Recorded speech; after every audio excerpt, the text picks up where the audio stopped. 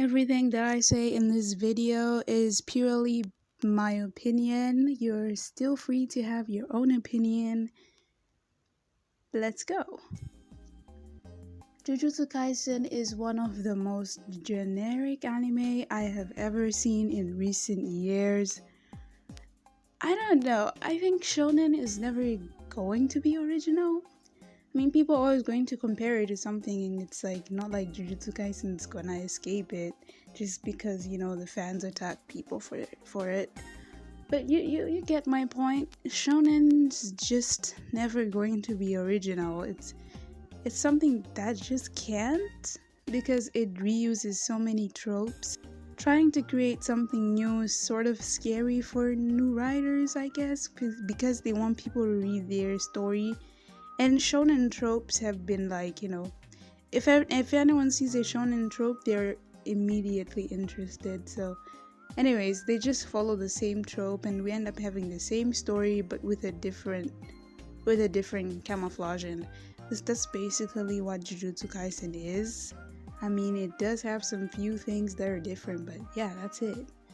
And for those who are saying that it's not generic, let me see. A boy who is half of whatever the organization is fighting against. A school of some sort, because why not? A boy who wants to help others and has a strong sense of justice.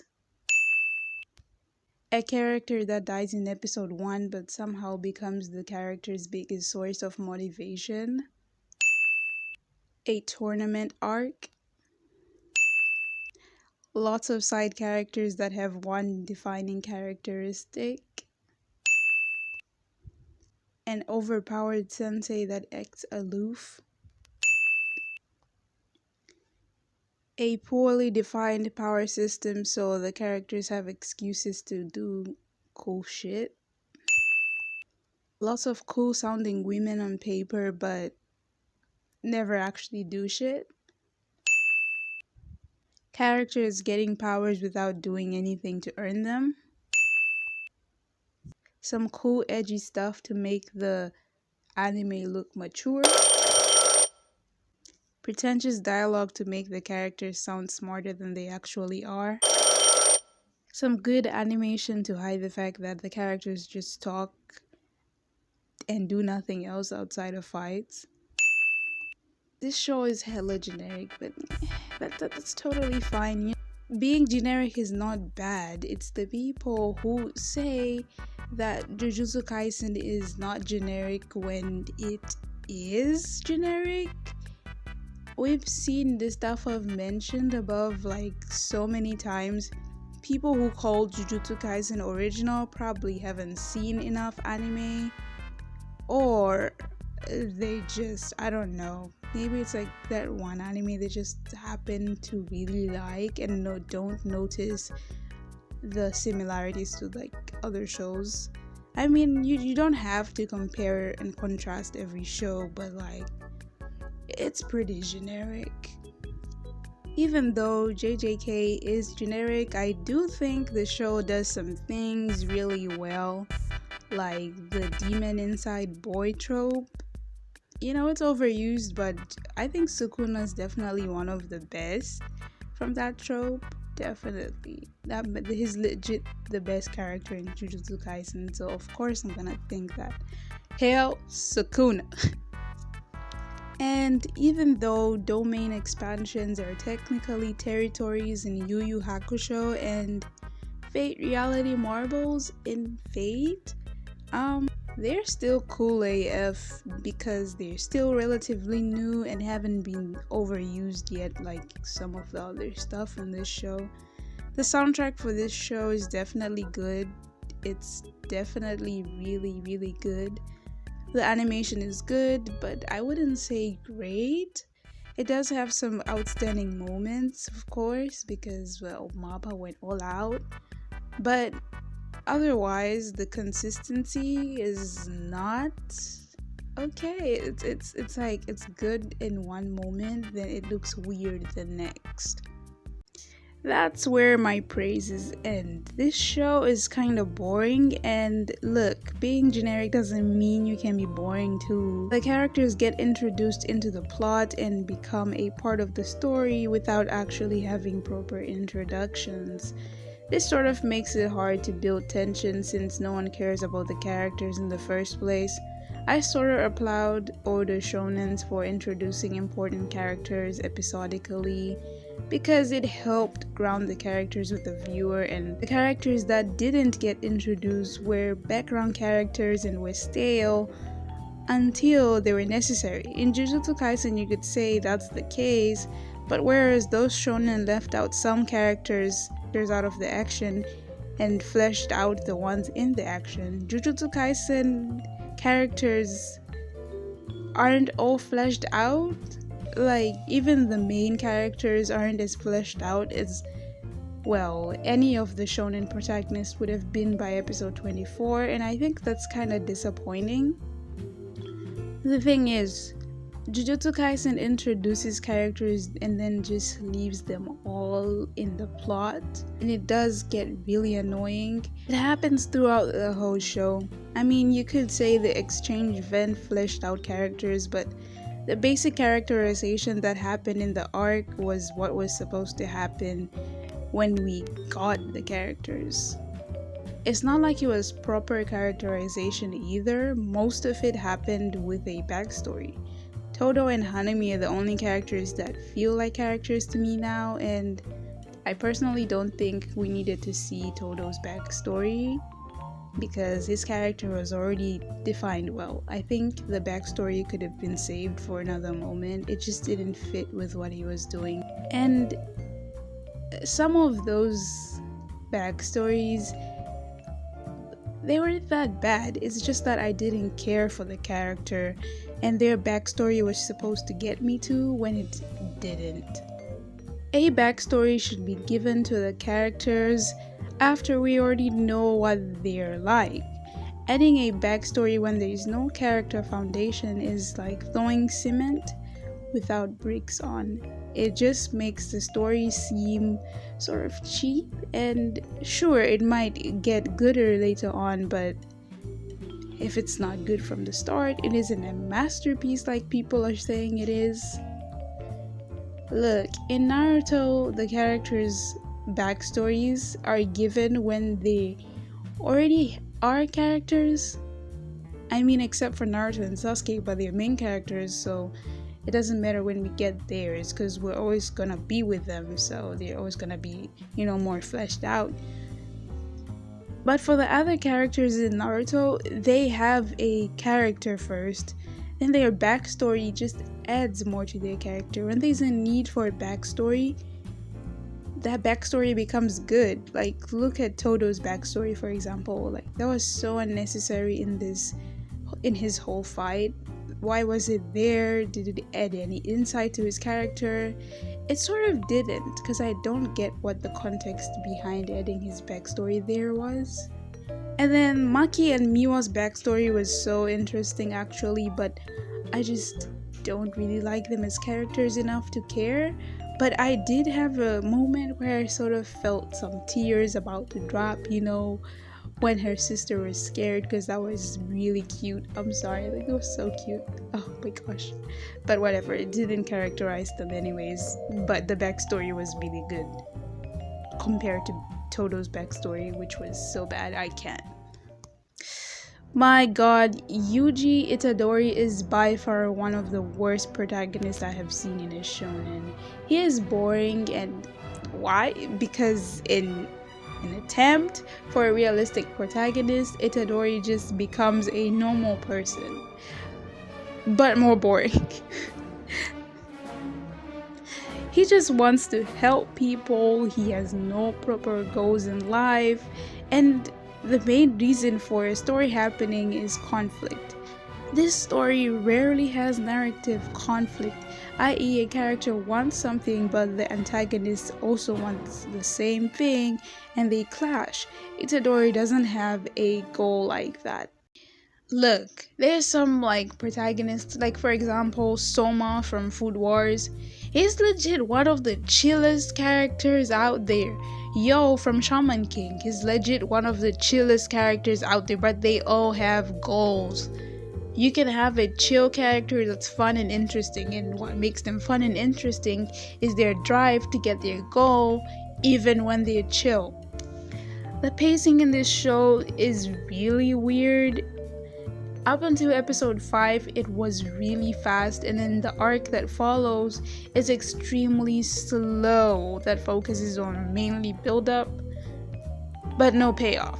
I don't know if the payoff is supposed to be Itadori's rage scene, but I didn't care, so it didn't feel like a proper payoff to me. But, you know, maybe for someone it is a proper payoff. The Mahito arc is so damn slow. And then the student exchange event arc is also slow. I feel like these arcs don't flow as coherently as I want them to. Like, it's just like something happens and then it ends.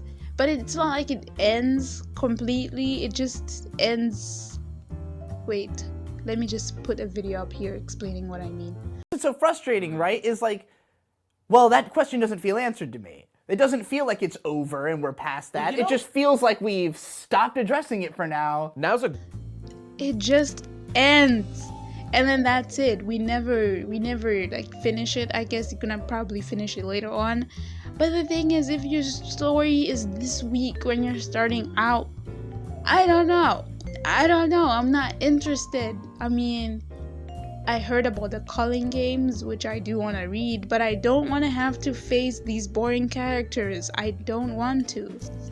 And I feel like the main reason I really didn't like that arc was because I didn't like Junpei. Junpei's personality is so inconsistent as well.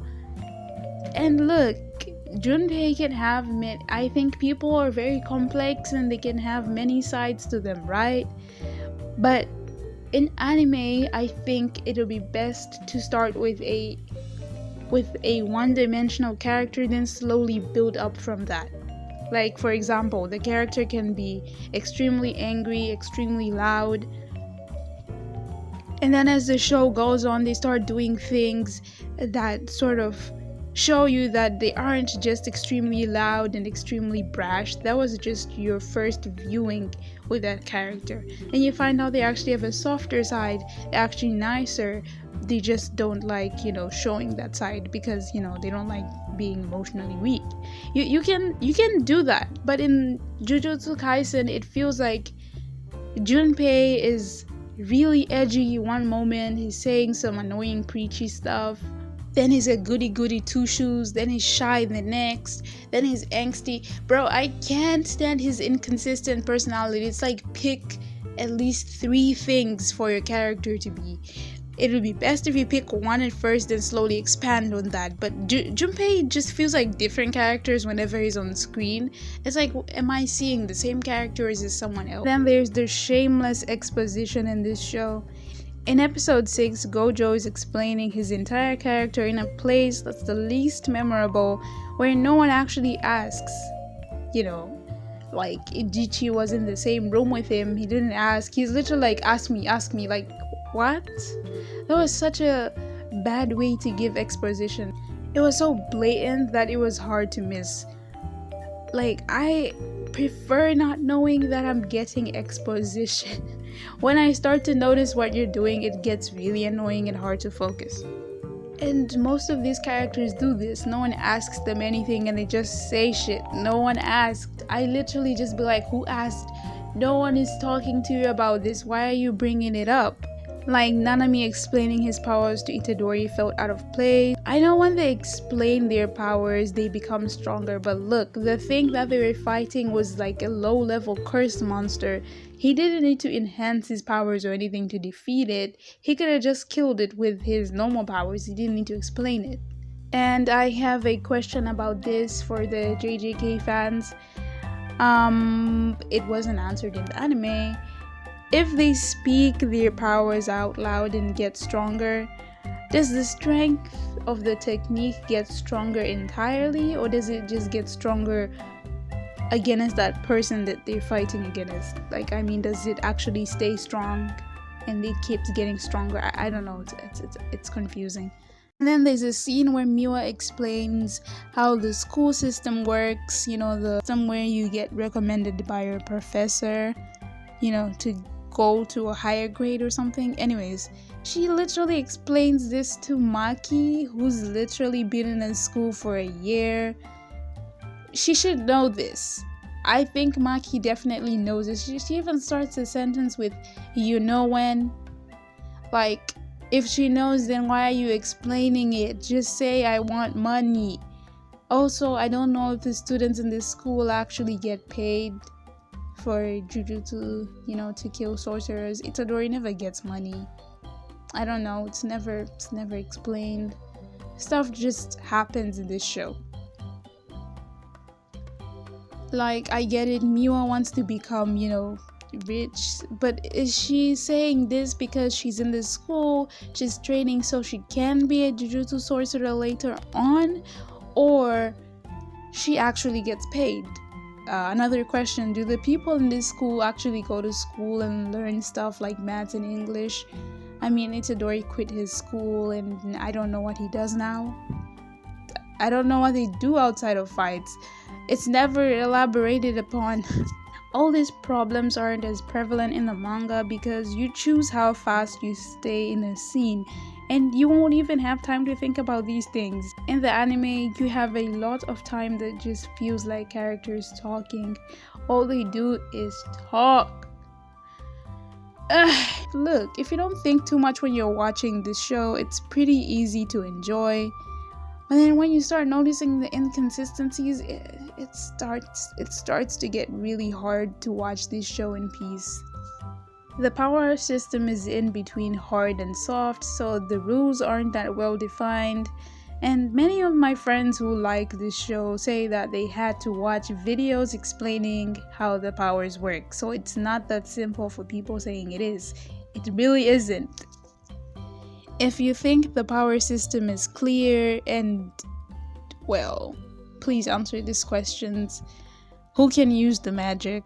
How is the magic used? What is the source of the magic? Or, you can say cursed energy. It's the same thing. What are the limitations and rules? Is there a cost to using this magic? How does the magic fit into the world? And I can only answer one of these questions with confidence.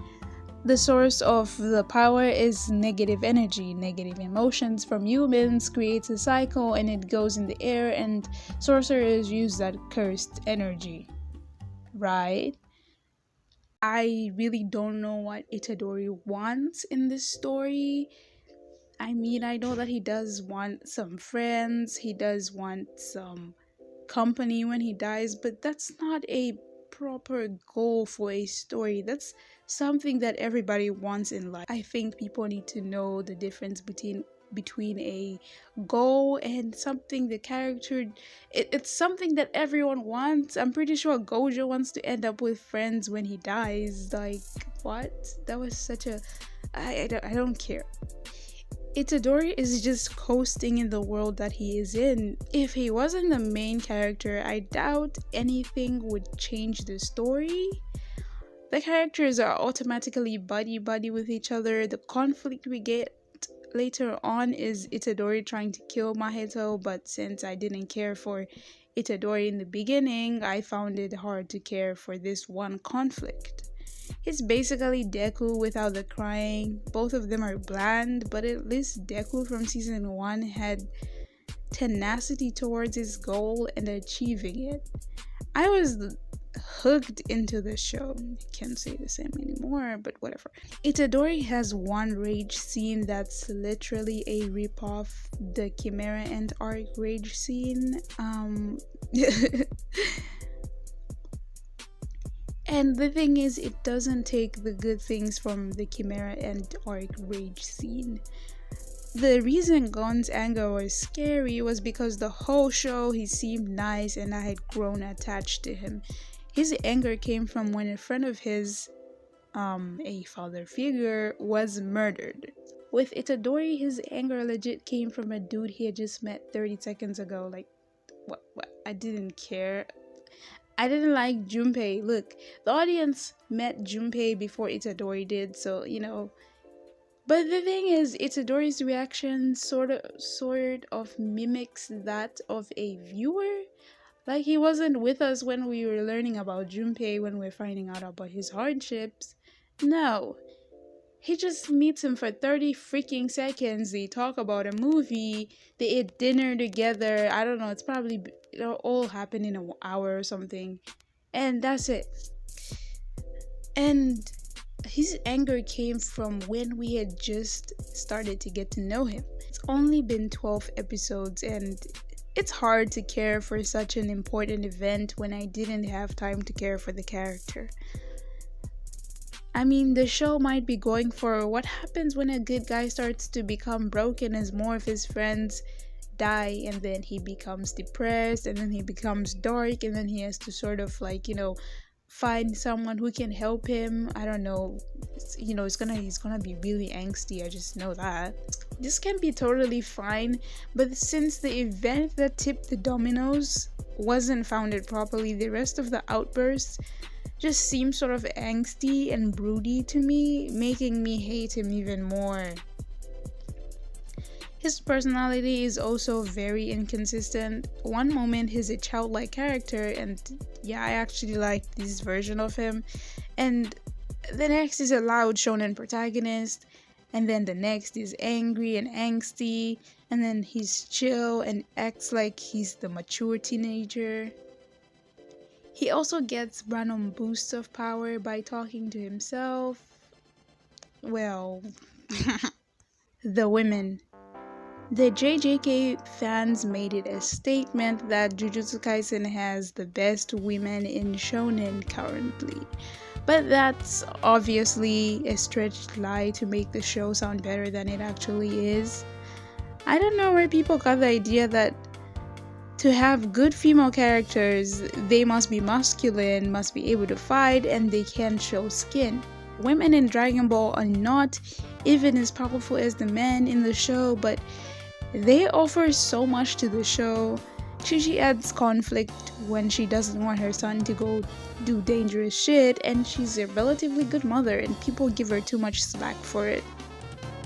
Bulma is literally the reason Dragon Ball Z is even remotely as interesting as it is now. Her character is so well defined and well written, it bounces off of Goku's, creating a great character dynamic. It's just so much fun to watch. 18 has a miserly personality and wants to have as much money as she can get. She seems sort of cold-hearted, but she loves her husband and child. And yeah, those characters are really good from Dragon Balls. Ursa from Fairy Tail is extremely feminine, yet remains one of the strongest characters in the whole show.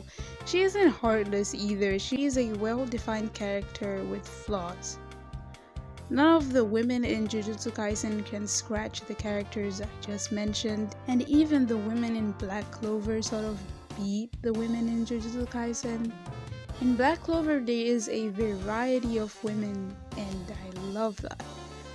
There's ones who embrace their femininity, there's ones who embrace their power, and of course there's the powerful let's fight ones. The closer we get to Black Clover characters, the more flaws we see. In Jujutsu Kaisen, the female characters don't seem to have any character flaws. They have some flawed character traits, but not actual flaws, like their emotional flaws. Maya is the only woman in the show who I think has some sort of flaw, and I don't like her, but I really appreciate her character.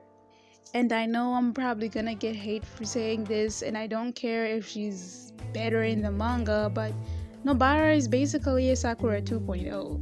The only difference is that, Sakura had a crush on the broody dude, she doesn't have a crush on the broody dude. And like I said, I really don't care if she gets better in the manga, she ain't it in the anime, so whatever. The women in the show, I actually really like Utahime and the blue-haired money girl. I don't know, there's just something about people who like money, and there's just something about people who don't simp for Gojo. Like, I'm sorry, these characters the best females in JJK so far.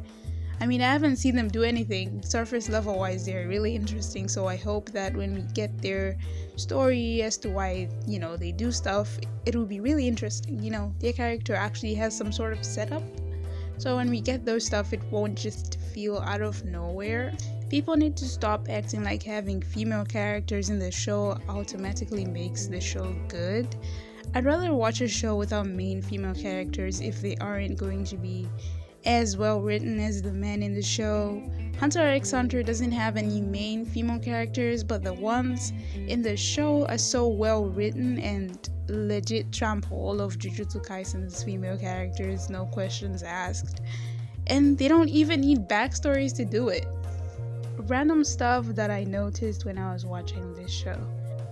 Jujutsu Kaisen introduces characters that seem important, doesn't develop them, then forgets about them.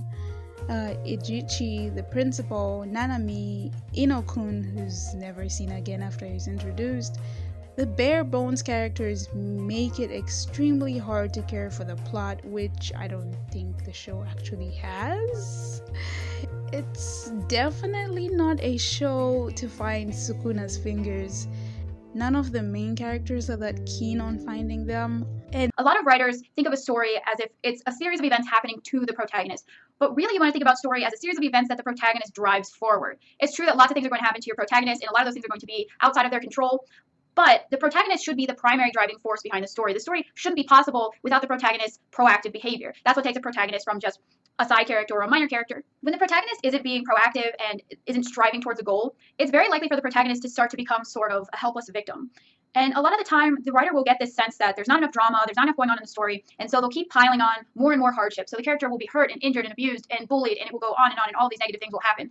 But because the protagonist isn't taking action towards a goal, it never helps the reader to emotionally connect. The only people who seem to care about the biggest, I mean, it's supposed to be the biggest motivation in this show are the villains, and that's weird. How the hell are you gonna get narrative conflict if there's no one who wants something? I just don't get this. I don't get it. It's basically a show about a kid going to a school and he has to fight demons, you know. Look, there's so many ways you can make that interesting, and I think Naruto sort of showed us that. Naruto is wanted by some people, right? Who want the Jinchuriki, and those people are gonna destroy his village to get it. And he wants to protect his village because he wants acceptance from them. That's literally a goal. He has to get stronger to get that acceptance. He wants to become the Hokage to get the acceptance. And for him to become the Hokage, he has to go on missions, constantly get stronger and stronger, and that's it. That's just pretty much all he has to do, right? It's pretty clear, cut and dry.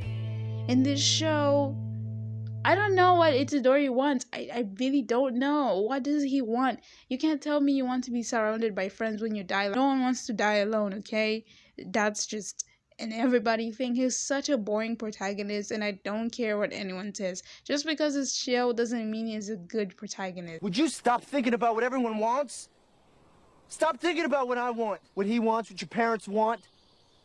What do you want? What do you want? It's not that simple. What do you want? God damn it. What do you want?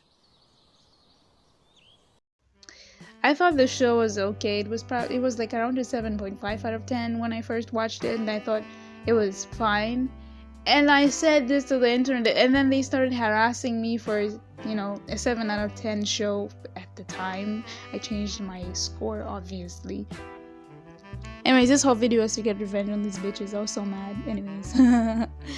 I legit rewatched this show 4 times. 4 freaking times. And I hated it more and more the more I watched it. And basically, Sukuna is the only character that stays interesting, but he rarely gets screen time. It's actually really sad. He deserves more attention. Like in the second half, he doesn't even get to talk, and that's sad. I think Sukuna is one of the most interesting characters in this show because he has his own motivations. He has his own goal, and You know, when everyone else just follows the rules and is all goody goody, then when you have that one character that doesn't follow the rules at all, that just makes them such a more interesting character already than, you know, the other characters. And I think Sukuna would fit in nicely with the Hunter x Hunter villains, if you know what I mean. They just do anything, and that's so much fun. And for the people who are saying that Sukuna got clowned by Gojo, you are wrong. In episode 1, Sukuna was only one finger strong. Wait till he gets all his fingers back, yo. Anyway, this is how I came to my final score. The main character is a 0. He's so boring. He's such a bad main character. He could be a good side character, but definitely a bad main character. Bad, boring. The side characters are 0.5. I do like some of the characters. The plot is a 0.5. It's not bad, but it's not good either. Like, it's so basic, and just because something is basic doesn't mean it's bad, but you know. So this is why I'm giving it a 0.5. The directing in this show is sort of okay. I don't think it's bad, and I don't think it's good either. I mean, some scenes legit just feels like characters talking without them moving. I don't know. It could have been done better. It's not perfect, but it's not bad. So it's a 0.5.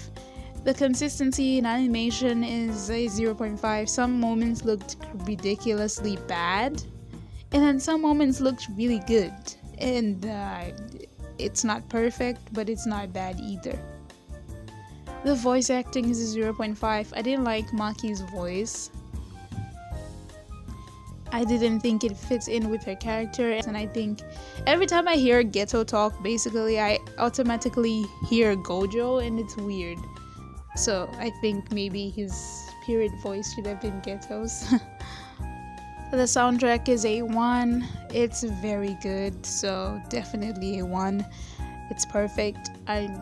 It's not like 100% perfect, but it's like 90% perfect, so I'll take it.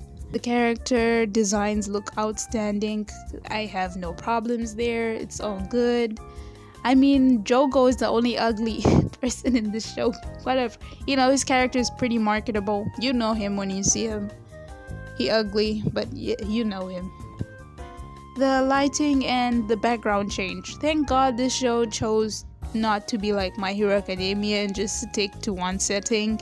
There's actually different settings every time they have some sort of like scuffle, and thank God, it's very good. And not to mention the lighting change.